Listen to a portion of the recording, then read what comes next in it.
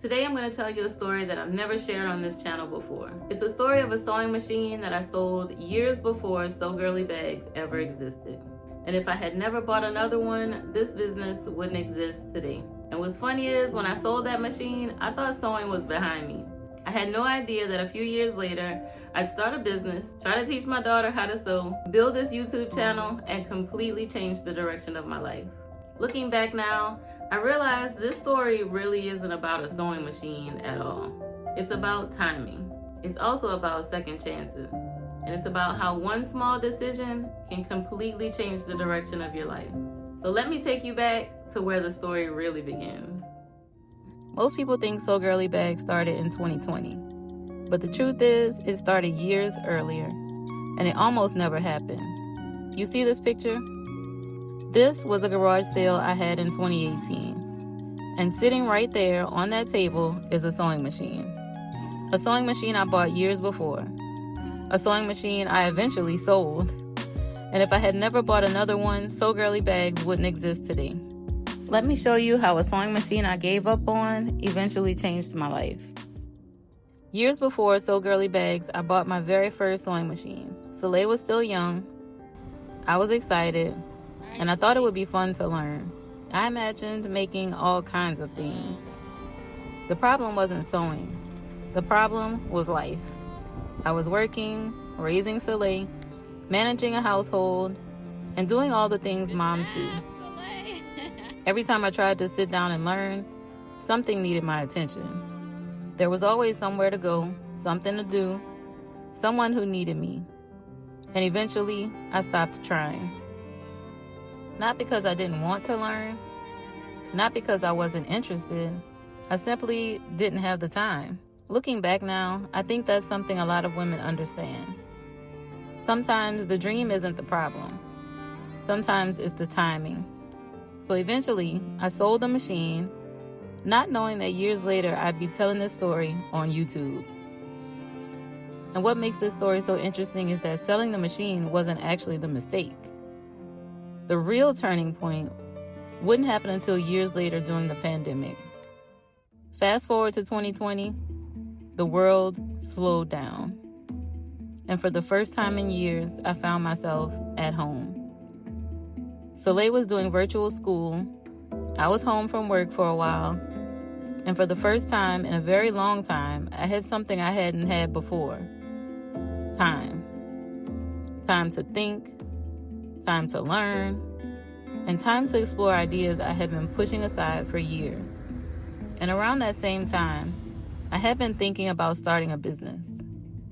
I wasn't exactly sure what kind of business. I just knew I wanted to build something.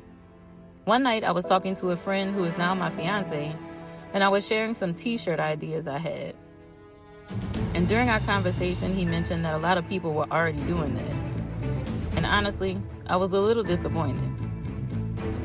Not because he was being mean or anything, but because whenever someone tells me something might not work, it lights a fire under me. And that conversation stayed on my mind all evening. I kept thinking about business, thinking about possibilities, thinking about what I could create, thinking about what would be different. And then something happened that I still think about today. Because what happened next wasn't part of any business plan. It started with a dream. That night, I went to sleep, and I dreamed that I bought a sewing machine. That's it. Nothing dramatic, no giant vision, no business plan, just a sewing machine. But when I woke up the next morning, I couldn't stop thinking about it. The feeling wouldn't leave me. So I got dressed, I got in my car, and I drove to Walmart and bought another sewing machine. A little blue Walmart Brother sewing machine. And at the time, I thought I was buying a hobby. Looking back now, I think I was buying the first chapter of a completely different life. I brought the machine home and started learning. I immediately started watching YouTube videos. I took online sewing classes. I made mistakes, lots of mistakes, and slowly things started to click. Now here's the funny part. The first thing I made wasn't a Bible cover. It wasn't a bag. It wasn't anything I could really build a business around. I mean, I could, I guess. but it was a headband, a simple headband. Then I started making masks. Like so many people during that season, every project taught me something. Every mistake taught me something. Every YouTube video taught me something. Little by little, I started building confidence. Then, eventually, I started making bags. And something felt different. I wasn't just making things. I was creating something with my hands. Something that came from me. Something unique. And that's when I knew I wanted to build something handmade rather than selling something everyone else was selling. But here's the part of the story I didn't appreciate until years later. The business wasn't the most important thing I was building. During those early years, Selae was home. The pandemic had slowed everything down. She was doing virtual school, I was learning how to sew, and somehow we found ourselves spending more time together than we had in years. One of my favorite memories from that season wasn't a sale. It wasn't a YouTube milestone. It wasn't even making a bag. It was teaching Selae how to sew. I still remember sitting beside her while she learned how to use the machine, watching her concentrate, watching her figure things out, and watching her gain confidence one stitch at a time. The first thing she made was a scrunchie, and we celebrated it like it was the greatest thing in the world. Then, not long after that, we decided to make a bag together, a yellow bee bag. She was kind of into bees during that time, and at that time, it felt just like another sewing project, just another YouTube video. But looking back now, I realized it was so much more than that. It was a memory. One of those moments you don't realize is special until years later. I thought I was teaching her how to sew. What I was really doing was spending time with my daughter before she left for college. Looking back now, that's one of the greatest gifts that business gave me. Not the sales, not the subscribers, not the sewing machines. Time. Time to learn something new together. Time to create together. Time to laugh together. Time to make memories together. And I watch those old clips today, and I don't see a scrunchie. I don't see a bee bag. I see a season of life that I'll always be grateful for. Because before she left for college, we got to build something together. And that's worth more to me than anything I've ever sold. And then one day, she left for college, just like that. And like so many moms, I entered a brand new season of my life. But looking back now, I realized something. Sew Girlee Bags gave me more than income. It gave me purpose during one of the biggest transitions in my life. When Selae left, I wasn't sitting around wondering what came next. I had orders to make, videos to film, customers to serve, dreams to chase. The business was waiting for me. And that's one of the reasons I believe starting something after 40 can be a blessing. Because life doesn't end when one chapter closes. Sometimes a new chapter is just beginning. Every time I look at the garage sale picture, I think about one thing. What if I never bought another sewing machine? What if I had convinced myself I was too old, too busy, too late? What if I had listened to that little voice that says, maybe this isn't for you? My life would look completely different.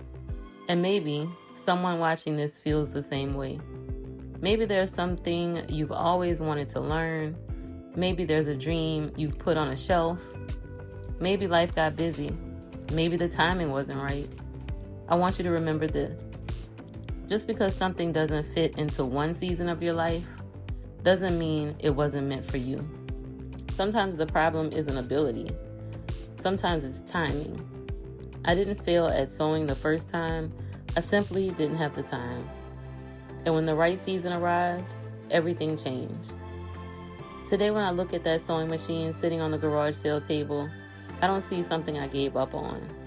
I see a dream that was waiting for the right moment. Because the sewing machine I sold wasn't the end of the story. It was just the beginning. And just like that, another chapter in the story behind Sew Girlee Bags. Now looking back, I'm really grateful that I bought that second sewing machine. Not because it gave me a business, not because it led to over 100,000 subscribers on YouTube, and not because of all the things that I've made over the years. I'm grateful because of everything it made possible. The memories, the lessons, the people that I've met, the customers that I've served, and the time that I got to spend teaching my daughter how to sew before she left for college. When I look at that garage sale picture today, I don't see a mistake. I see a dream that was waiting for the right season. And maybe that's the lesson that I hope you take away from this story. Just because something doesn't fit into one season of your life doesn't mean it wasn't meant for you.